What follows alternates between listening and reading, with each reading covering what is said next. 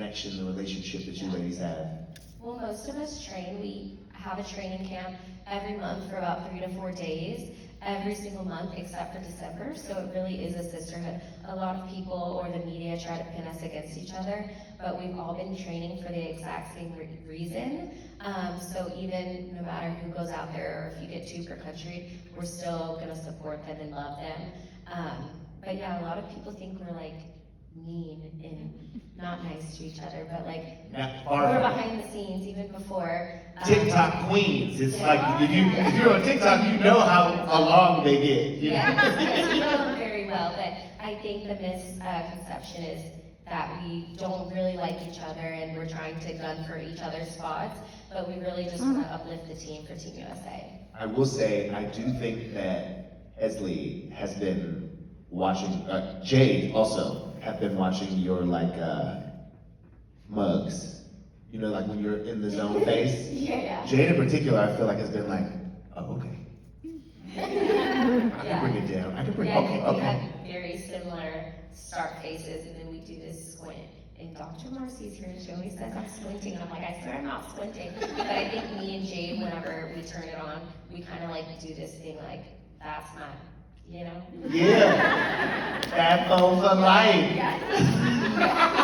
If you know, you know. Okay, this I feel like is, you know, normally I think I would probably end on a question like this, but you and I talked about it a little bit backstage, and I just want to get to it so that people can know.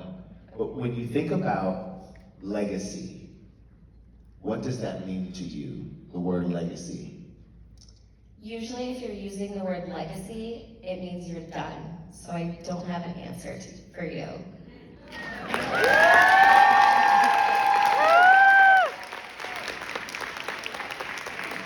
We were backstage and she said, why are you asking me that? It's not the end. It's not, what are you talking about? I was like, noted? Noted?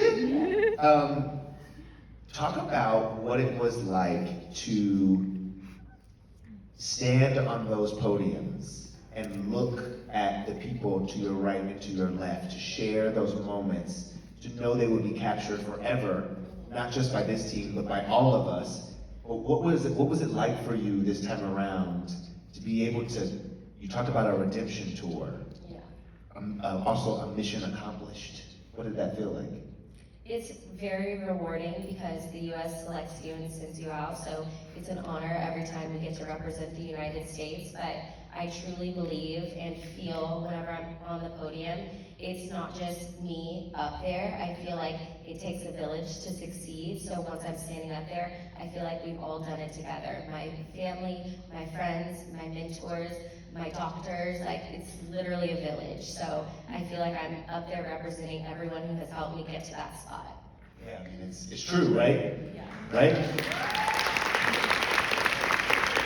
Is there something, Katie, is there something about Simone that you learned in this time spending with her, being so close to her, margaritas with tahini? Always margaritas. You know?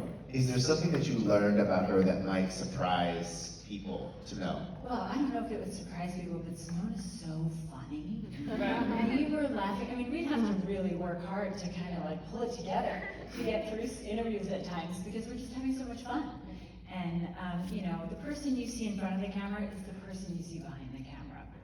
She's so authentic, so true to who she is. Something I've always said about you is you have your same circle of friends that you've had your whole life. And I think that is such a, you know, it's such a reflection of you and the person you are and the friends you are to others. You know, despite the fact that you have, you know, just ballooned into this amazing human spokesperson, activist, you know, your same friends are your same friends. Yeah. And that says a lot about who you are as a person. It's pretty incredible. Yeah. One of the questions that the team wants me to make sure that we understand, and so I want to make sure that I ask this question properly. What would you say is something that you are most proud of through this process? We've seen you now in Rio, and Tokyo, and Paris. What's one of the things you're most proud of through this process? I would say trying to be as open and honest as possible, not just with myself, but with others, and continuing to go to therapy and better myself. Yeah, I mean, it's incredible. You, I feel like, helped people feel normal about feeling off, Yeah. right? That it's okay to not feel 100% all the time, even though you're in pursuit of something, maybe greatness, right?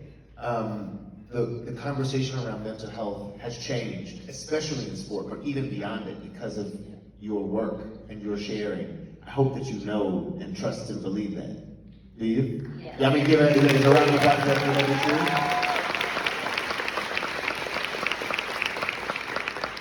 And so I'm going to double back on the question. What would you hope that more people knew or understood about what that process looks like, the pursuit of mental wellness? Yeah, of course. I feel like in the beginning, whenever I started going to therapy, because this isn't new for me, I've been open about going to therapy, but then after a couple months, I stopped going because, you feel better, so you stop going. But I also feel like I saw it as a gymnastics injury, because in gym, if you were to get injured, you go to the doctor. They would say 3 to 6 weeks or 3 to 6 months, or you get surgery. So I paired that with therapy, and I'm like, I've been going for like a year. How am I not better? How am I not okay? But everybody's journey is unique and different.